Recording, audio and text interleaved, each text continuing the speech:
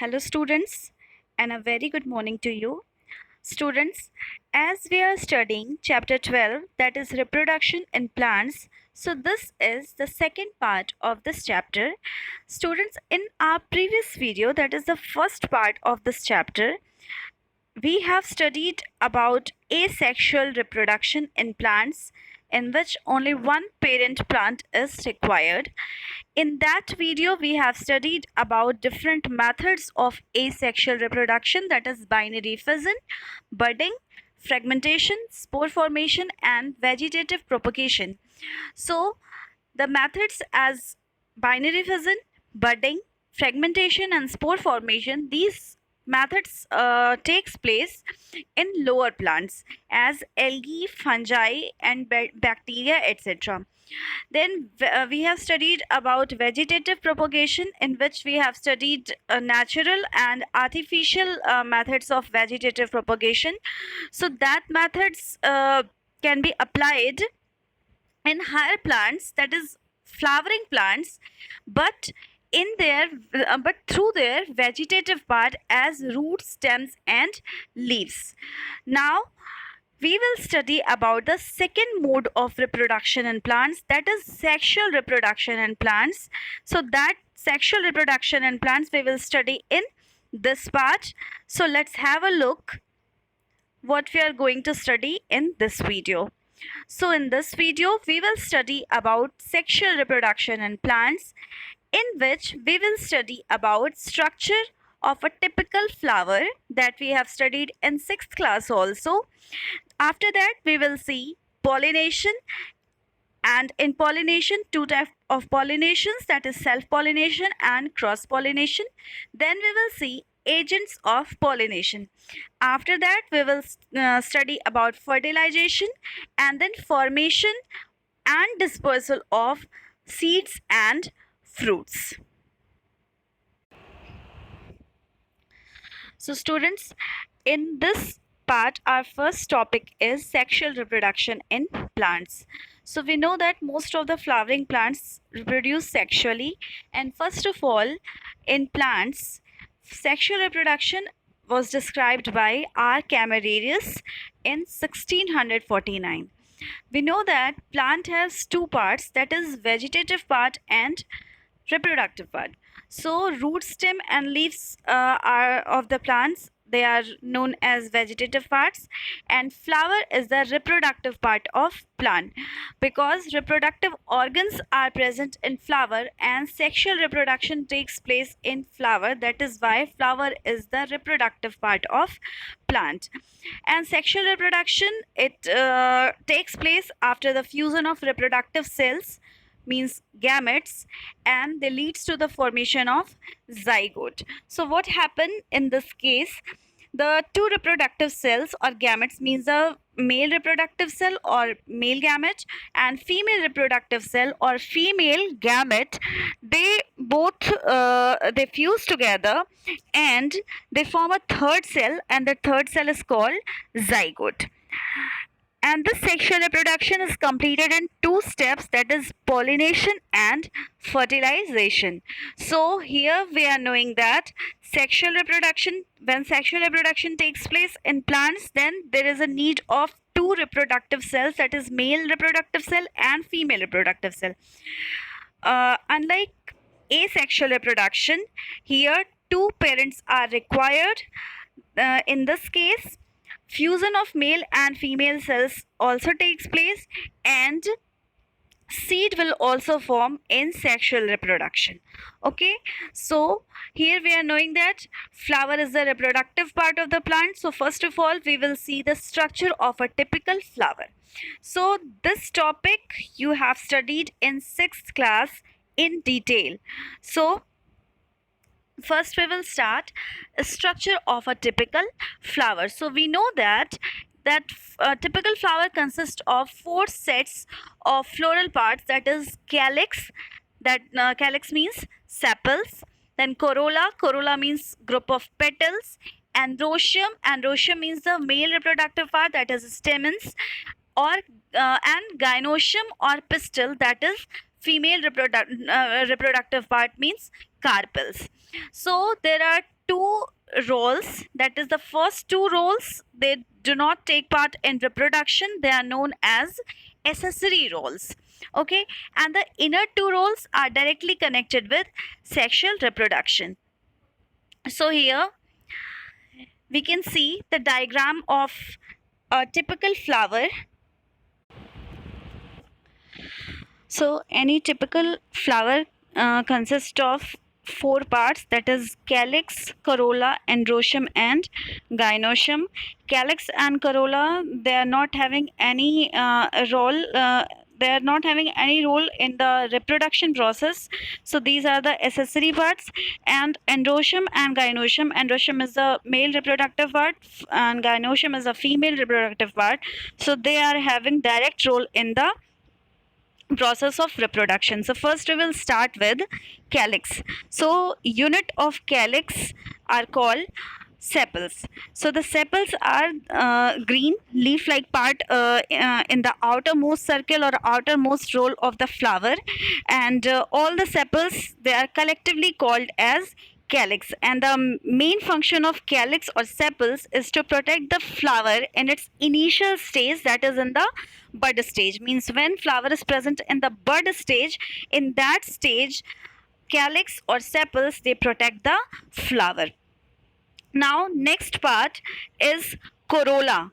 So the colorful part of a flower, they are called petals, and petals lie inside the sepals, means they form the second roll of the flower, and the petals, they are collectively they are called as corolla. So petals, they are usually colorful, means they are brightly colored and they are scented. So the function of petals is to attract insects for pollination and protect the reproductive organs which are at the center of the flower. Next one is androecium. So androecium is the male reproductive part which form the third roll of the flower, and the unit of androecium is stamen. So stamen is basically the male reproductive part which is made up of two parts, that is filament and anther. And anther, it contains so many tiny pollen grains which produce male gametes. Then gynoecium forms the fourth roll of the flower, and its unit is called carpel or pistil, and it forms the female reproductive organ or female reproductive part of the flower. So each carpel or pistil, they have three parts, that is the basal swollen part, that is ovary, then a narrow tube-like structure, style, and single lobed or many lobed part, that is lobed structure at the top, that is called stigma. So three parts are there, three parts are present in pistil or carpel, that is stigma, style and ovary. And ovary contains many ovules and they have female gametes. Then one more structure you can see, receptacle. So receptacle is the base of the flower to which all the parts of a flower are attached. So this part is called receptacle, and below the receptacle you can see stalk. So stalk is the part from which flower is attached to the flower is joined to the stem. So students, this is a structure of a typical flower in which all the parts of a flower are present. So first of all, we will start with stalk. So this is the stalk, you can see, and this is the green part from which flower is attached to the stem. This is the receptacle. Receptacle is the basal part or base on which flower is situated. And now this is sepal, means unit of calyx. So sepals are present which form the outermost roll of the flower. So this is sepal. This is an accessory part, and this is petal. So petals are the bright colored scented part which collectively they form the corolla, and they are present in the flower just in order to protect the reproductive organs and to attract insects. Now we will see the reproductive organs or reproductive parts of a flower.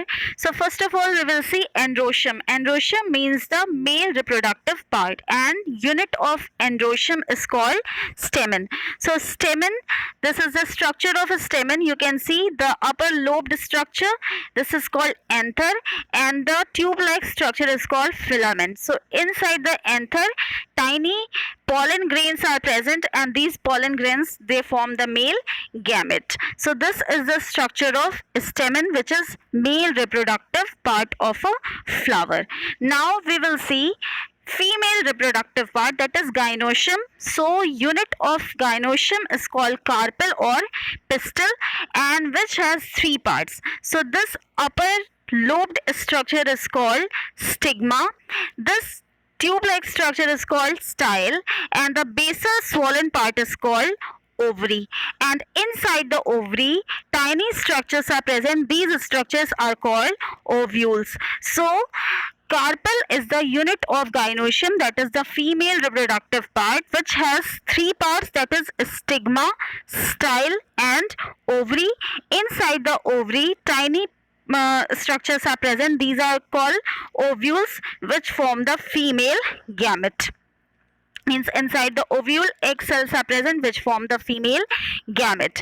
Now here we can classify flower on the basis of the parts present in the flower. So on the basis of all parts present in flower, flowers may be categorized in two types, that is complete flower and incomplete flower. So if all the four parts, that is sepals means calyx, petals means corolla, and androecium male reproductive part, gynoecium female reproductive part, if all these four parts are present in a flower, then that flower is called complete flower.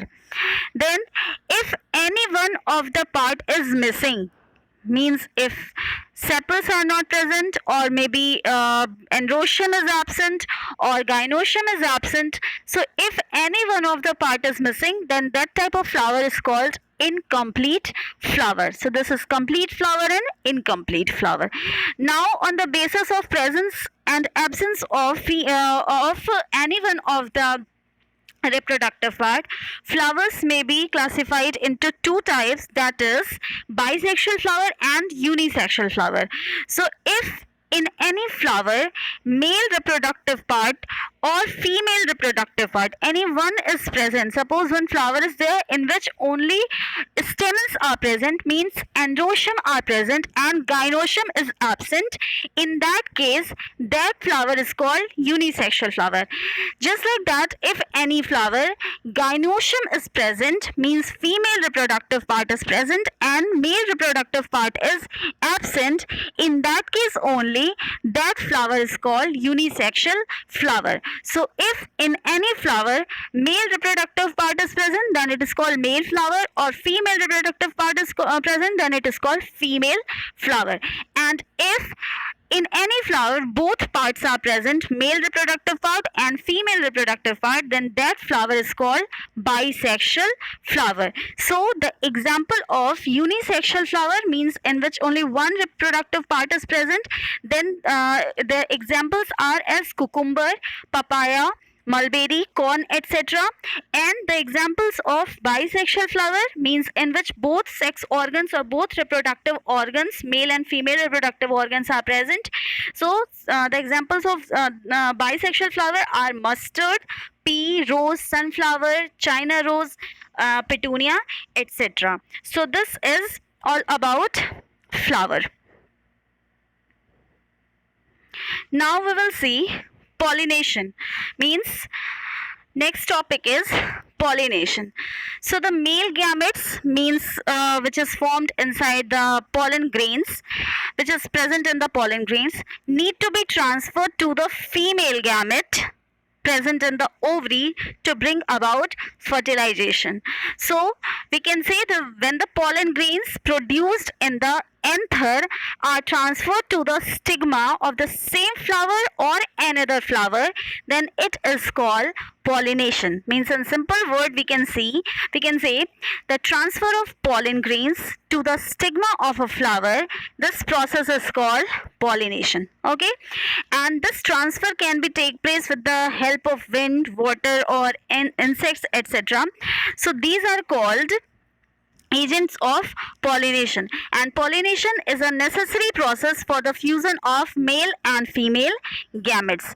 And pollination may be of two types, that is self pollination and cross pollination. So the transfer of male gametes from anther to the to the stigma of the flower, this process is called pollination. Pollination is of two types, that is self pollination and cross pollination.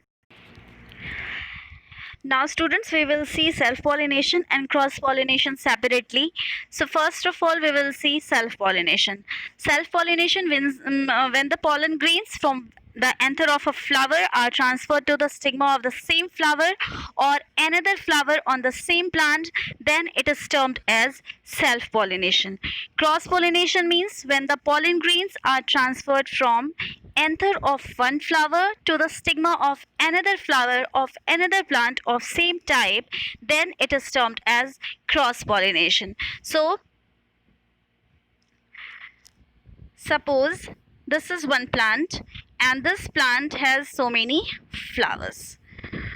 So suppose this is one flower which has male reproductive part as well as female reproductive part.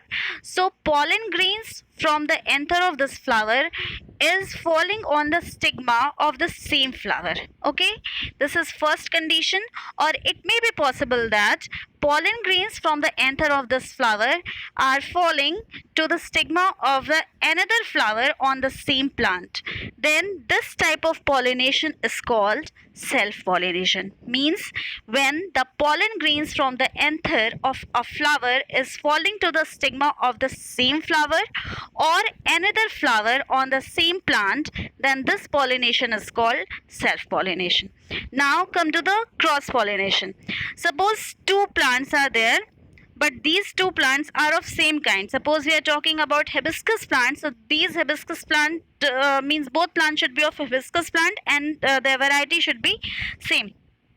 So suppose this plant is also having so many flowers and this hibiscus plant is also having so many flowers. Okay, so what will happen? Suppose this is the flower of one plant and this is the flower of another plant.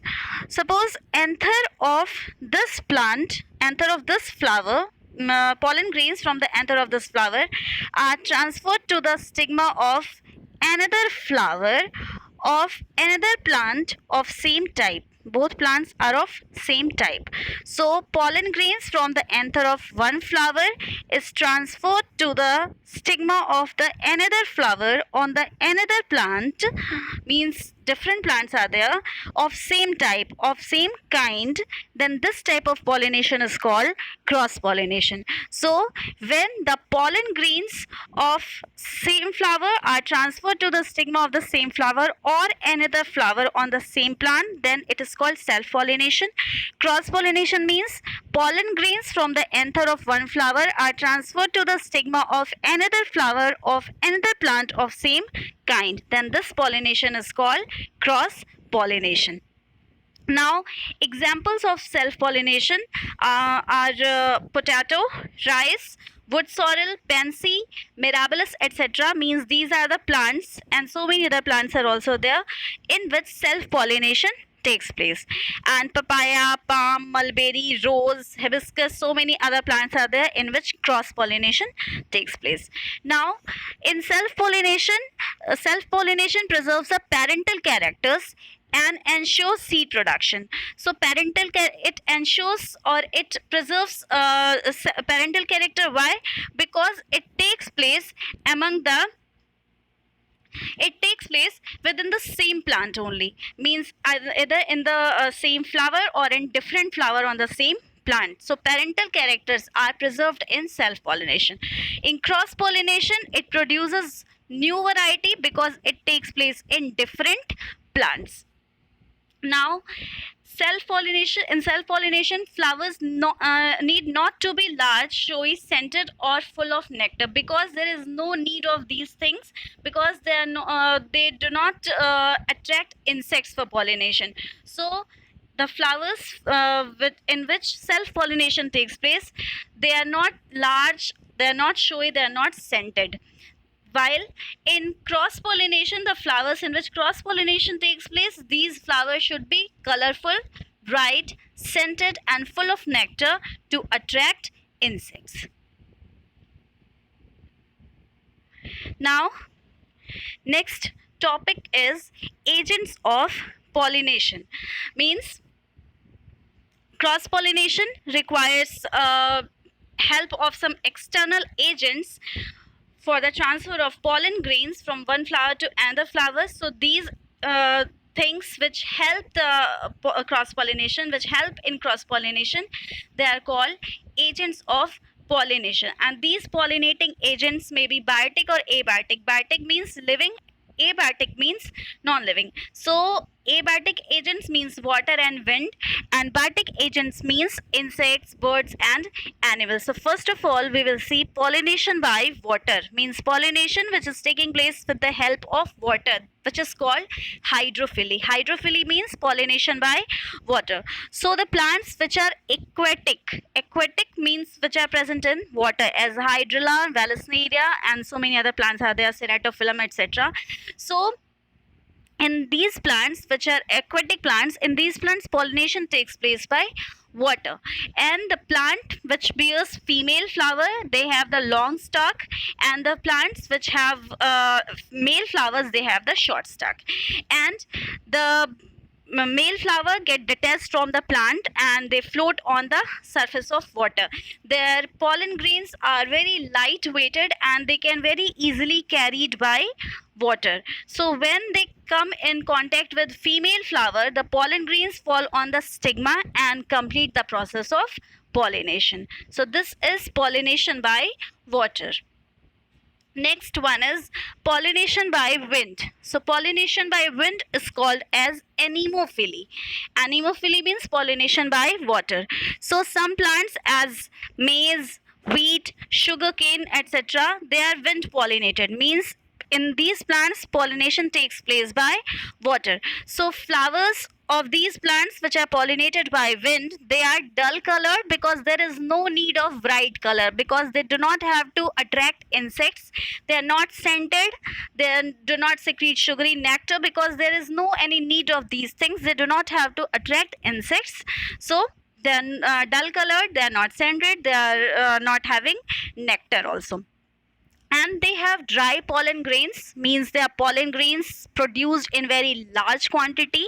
They are dry and they are very light weighted, so that they are very easily carried by wind. And yes, the stigma of the flowers, they are very large and feathery, so in order to trap pollen grains. So as the flowers of these plants, they get matured, pollen grains are taken away by wind, and the pollen grains are very light weighted, they are dry, and they are produced in large quantity, so they are very easily carried by wind to the stigma of the flower. And stigmas are large and feathery just in order to trap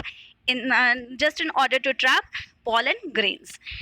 Next one, pollination by insects. So pollination by insects is called entomophily. Entomophily means pollination by insects. So some plants as salvia, rafflesia, etc., they are pollinated by insects.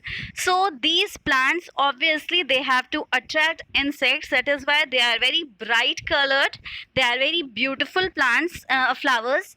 They are having very strong and very good fragrance, and they secrete nectar. So just in the greed of nectar, and by the attraction of the beautiful color and bright color of the petals and strong fragrance, insects get attracted towards these flowers. And when these insects, they land on the flower, they sit on the flower, the pollen grains stick to the body, and when these insects go to the another flower, the pollen grains are transferred to the stigma of that flower. Then pollination by birds. So that is ornithophily. Means ornithophily is the pollination by birds. So bignonia or erythrina, these are the plants in which pollination takes place by birds. So bird pollinated flowers, they are large, they are having tube shaped structure because they are convenient for birds, because birds have long beak, and they are brightly colored. So they are bright colored color insect, they attract birds. So when a bird feeds on the nectar of the flowers, pollen grains stick to the body, and when this bird flies and sit on the another flower, it spread the pollen grains and complete the process of pollination. Now students, our next topic is fertilization. So fertilization process carried out after the process of pollination, means after the pollen grains falls on the stigma of a flower, the next step is fertilization. So the process in which the male gamete present in the pollen grains fuses or joins with the female gametes present in the ovules to form a new cell, and that new cell is called zygote. This process is called fertilization. Means when the fusion of male and female gamete to form zygote, this process is called fertilization. So the fertilization process takes place as when a pollen grains fall on the stigma of the pistil or the female reproductive part. The pollen grains grow up pollen tube downwards through the style towards the female gamete in the ovary, as you can see in the diagram. So first we will see the ovule. First we will see the structure of a ovule. So ovule is surrounded by a double layer of cell, and that double layer of cell is called integument. So you can see this integument. This is the first layer and this is the second layer. So this is the integument, which is made up of double layer of cells, and at one end there is a small hole in the integument. That hole you can see, this is the hole. This is the hole. So this hole is called micropyle. So ovule, the structure of ovule is as the ovule is surrounded by a double layer of cells, which is called integuments, and this at one end there is hole in the integument. That integument is that hole is called micropyle. Then the pollen tube that grows through the micropyle, it enters into the ovule. Means first of all, this is the stigma on which pollen grains sets, pollen grain lands, then it grows a pollen tube, and then pollen tube which carry the male gametes, which enters in the ovules through the micropylar end, because micropyle is the hole into the integument. Now the male gamete travels along the pollen tube and it enters into the ovule. So here in the ovule it enters. Now the main process of fertilization starts only here. So this is, suppose this is embryo sac, means this is the ovule, this is the inside structure of ovule. So some cells are present in the ovule. These three cells are present in the ovules, and these cells are called antipodal cells. So these cells are present opposite to the side of micropyle, where micropyle means which where the hole in the integument is present. These three cells are present at the opposite side of the micropyle. Now at the center one cell is present. That cell contains two nuclei, and this cell is called secondary nucleus. This cell is very important in the process of fertilization, that we will see later on. And now the female reproductive cell, that is egg cell or female gamete, is present, and on both sides of egg cell two cells are present. These two cells are called synergid cells. So this central long cell is called egg cell, and these two cells are called synergid cells. So what happened when through pollen tube male gametes enters in the ovule? So two male gametes enters into the ovule. Two male gametes are present here. So one male gamete fuses with the egg cell and forms zygote, and another male cell or male gamete fuses with the secondary nucleus. So here two processes takes place simultaneously. So first one male gamete, it fuses with the egg cell or female gametes. So this process is known as fertilization or syngamy, and it is also called as true fertilization. Okay, so when one of the male nucleus or male gamete fuses with the egg cell or female gamete, then this process is called fertilization or syngamy. When another male gamete, one more male gamete is there, so when that male gamete fuses with the secondary nucleus, then this is called triple fusion.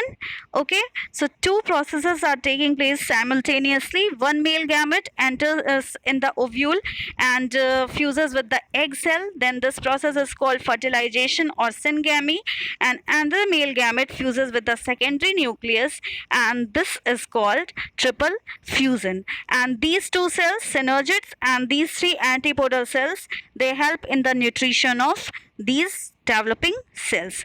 And this whole process of fertilization and syngamy and triple fusion, collectively it is called as double fertilization. Double fertilization because two time fertilization takes place.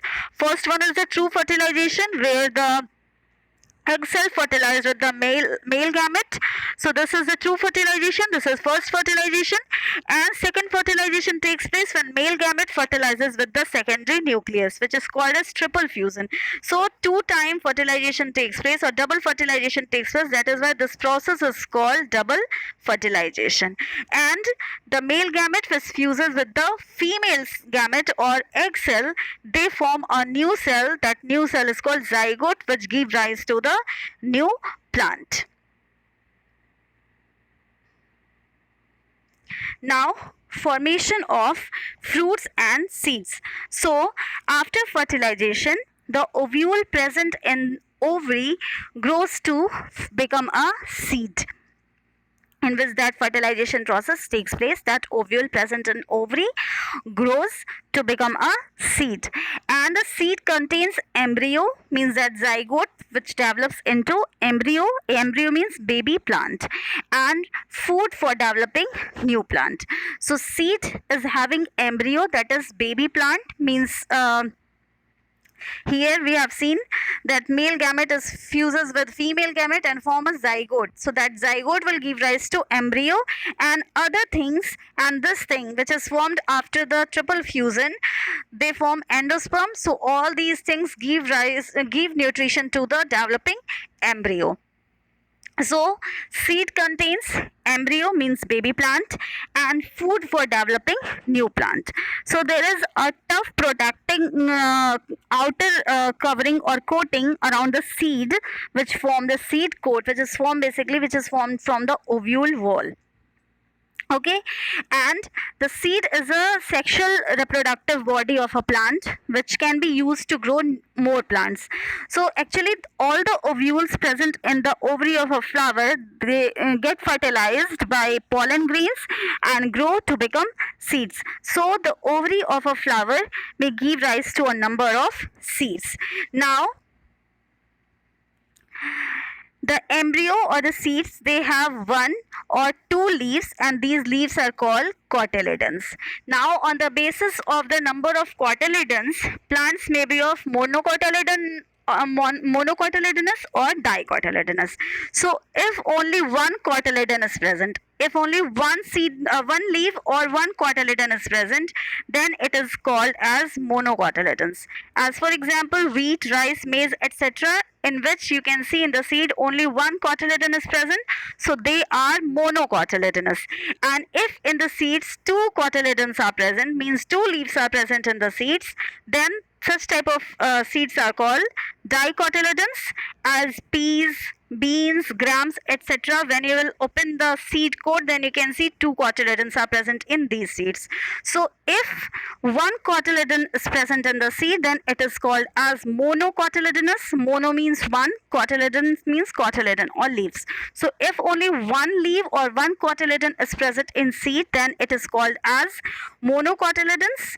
As for example, wheat, rice, maize, etc. and all cereals. Then the seeds which has two cotyledons, then it is called as dicotyledons. Di means two, cotyledons means cotyledons. Means if in the seed two leaves or two cotyledons are present, then it is called as dicotyledons.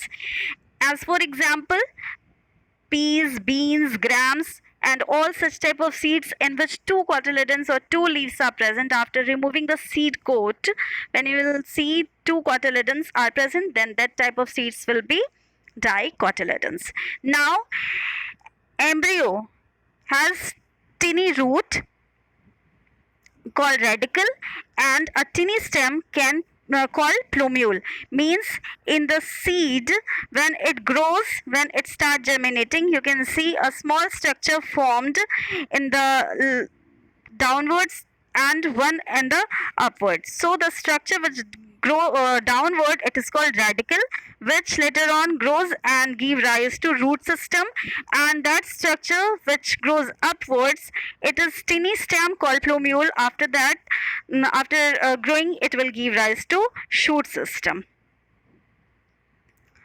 So this is the formation of seed. Now fruits. So after fertilization, the process of after fertilization process, the ovary of a flower develops and becomes a fruit. So what happened after fertilization process? When the process of fertilization completed, then all other structures as calyx, corolla, androecium, and from the gynoecium part, stigma and style, all these parts they dried and they fall off. Only the ovule and the ovary, they are left behind. So after fertilization, the ovary of a flower, they develop and becomes a fruit. Okay, and inside it seeds are present. So we can say fruit is the ripened ovary of a flower. So when in a flower ovary get ripened, it form ovary get mature, then it form fruits. Okay, now fruit is a matured ovary with enclosed seeds. Seeds are present inside the fruits. Fruits protect the seeds from any type of injury and effect of from the effect of unfavorable condition. Then it also helps in the dispersal of seeds with the help of agents such as wind, water, and animals. The fruits have soft and the fruits here fruits are of two types, that is fleshy fruits and dry fruits. So when the fruits they have soft and juicy edible part, they are called fleshy fruits, as orange, cherry, tomato, lemon, etc. Their edible part is juicy, so they are called fleshy fruits. And the fruits they do not have soft and juicy edible part, then they are called dry fruits. Okay, as the pods of bean plant and grains of maize, rice, wheat or other cereals. Now fruits are of two types on the basis of their origin, on the basis of their formation: true fruit and false fruit. So true fruits they develop from ovary, they develop from ovary. So true fruits they develop from ovary, okay, as mango, tomato, plum, etc. And false fruit they develop from other parts of flower as a thalamus or calyx. Means the flower that develop from ovary they are called true fruits, and the fruits they develop from other parts of flower as a thalamus or calyx, they are called false fruit, as apple, pear, cashew nut, etc. Now fruit has two parts, that is fruit wall or pericarp and seed. So the pericarp develop from the wall of the ovary and the seeds develop from the ovules. Seed we all know seed develop from the ovules, and pericarp or fruit wall they develop from the wall of the ovary. And pericarp has three layers, that is epicarp, mesocarp, and endocarp. So in higher classes, you will study about these things in detail.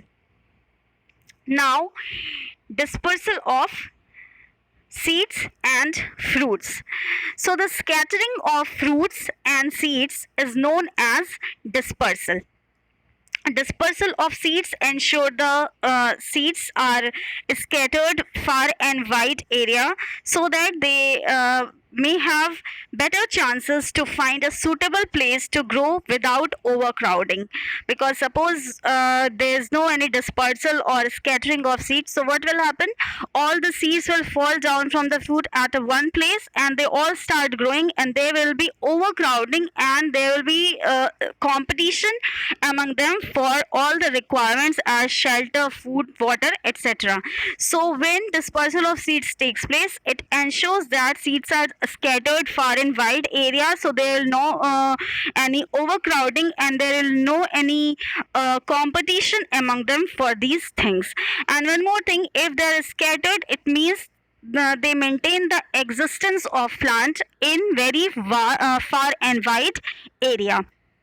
Now, fruits and seeds are scattered by various agents like wind, water, animals, or even plant itself. Now, some seeds are dispersed by wind, as madar, poppy, cotton, etc. So these seeds they have hairy, winged, and light weighted. They are very light weighted. They are hairy or they are winged, so that they can very easily they can fly. Okay, and they are dispersed by wind. Now, some seeds as mango, orange, apple, xanthium, pea grass, etc., they are dispersed by birds and animals because they are not light weighted, so that they cannot be dispersed or scattered with the help of wind. So they are dispersed by birds and animals. So they have hooks or stiff hair which get stick to the bodies of animals and birds and carried by them from place to place. Then fruits such as coconut, they are dispersed by water when they fall into river or stream or any ocean and float from one place to another. Next one, fruits of pea, okra.